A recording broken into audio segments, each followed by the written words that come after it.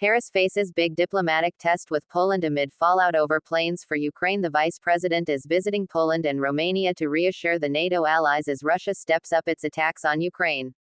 Warsaw, Poland. Vice President Kamala Harris's mission to reassure Poland amid Russia's invasion of Ukraine is hitting early diplomatic speed bumps after a very public communication breakdown between Poland and the U.S. over efforts to send Soviet-era fighter jets to Kiev. The U.S. has sought to project lockstep unity with its 29 NATO allies ever since Russian President Vladimir Putin opened his assault on Ukraine last month, insisting that any aggression from Moscow that spills beyond Ukraine's borders will be met with unanimous resolve.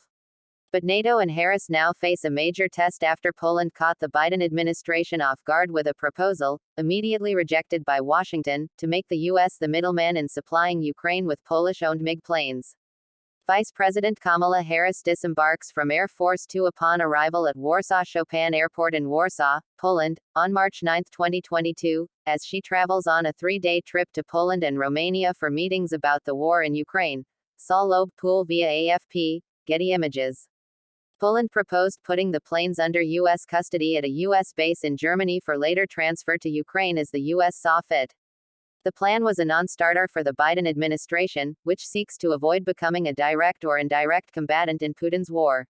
We do not support the transfer of additional fighter aircraft to the Ukrainian Air Force at this time and therefore have no desire to see them in our custody, either, Defense Department spokesman John Kirby said Wednesday, putting the nail in the coffin of a plan the Polish government announced Tuesday.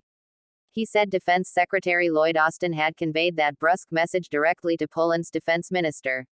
It now falls on Harris, in one of her biggest moments yet on the world stage, to mend the diplomatic rift while trying to keep the focus on her trip's dual priorities, affirming the U.S. commitment to defend Poland and other NATO allies and encouraging Poland to stay the course as the largest recipient of Ukrainian refugees fleeing the war, well more than 1 million people and counting.